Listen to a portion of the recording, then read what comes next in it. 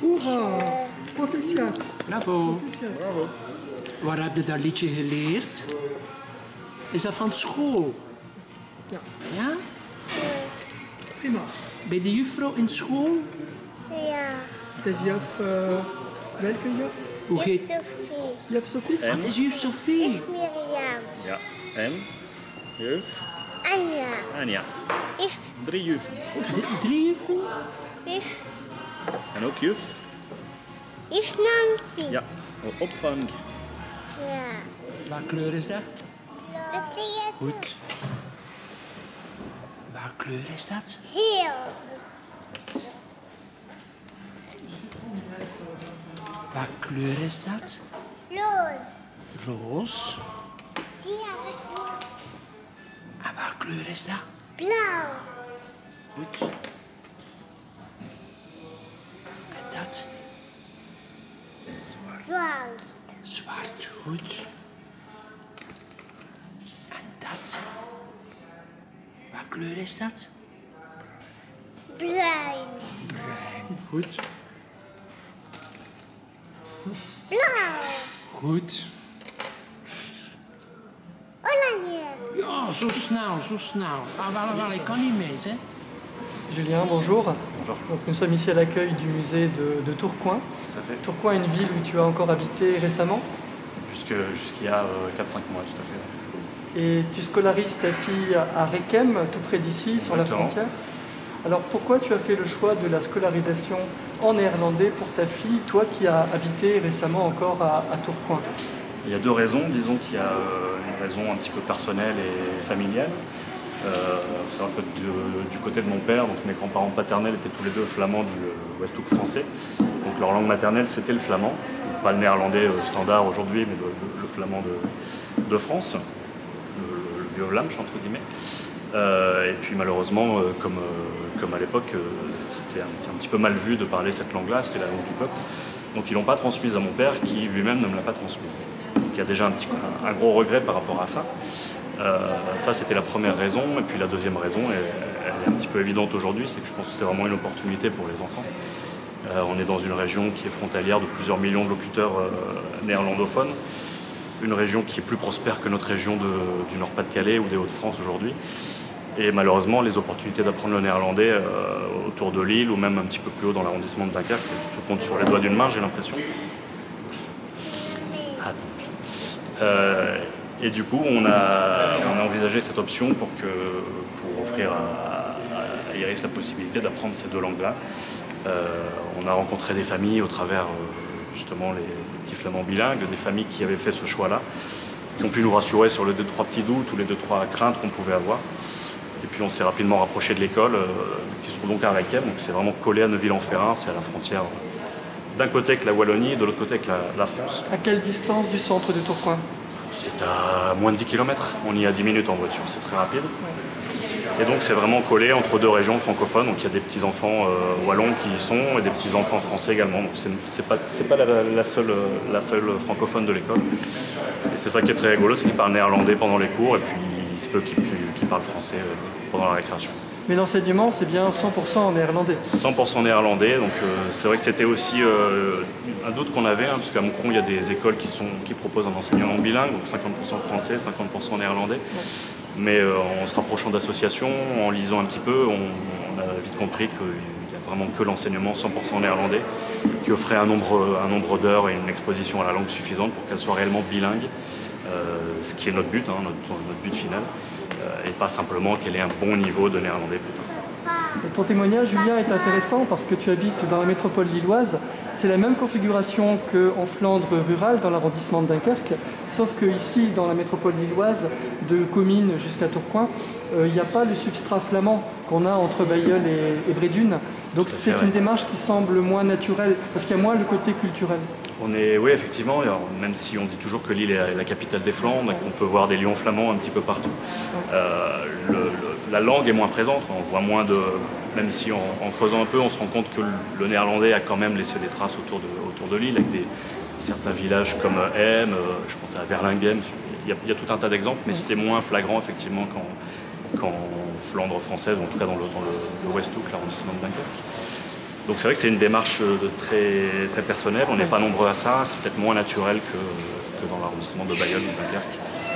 Mais encore une fois, c'était quelque chose qui nous trottait dans la tête. La proximité de la frontière a évidemment aidé. C'est plus facile quand on habite à Tourcoing que quand on habite à Lille ou à Douai, par exemple. Et voilà, c'est ça qui nous a vraiment poussé. C'est vraiment la spécificité ici à Tourcoing, c'est qu'on est sur la frontière. Donc à 7 km de l'hôtel de ville de Darmanin, il y a une école 100% néerlandophone.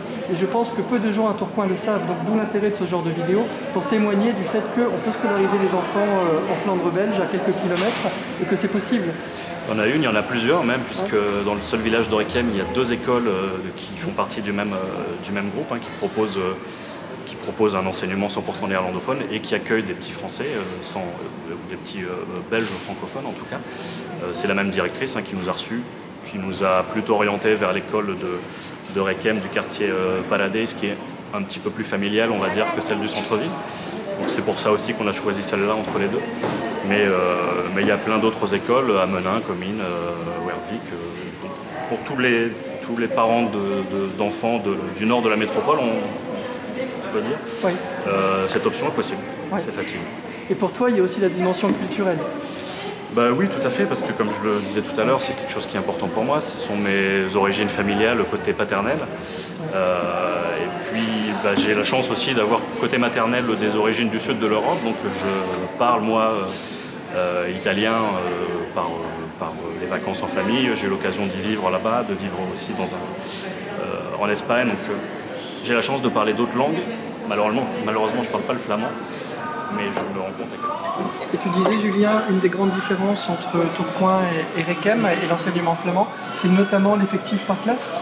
Oui, c'est ce qui nous a frappé aussi quand on s'est renseigné sur les différentes écoles de quartier qui étaient là où on vivait jusqu'à peu.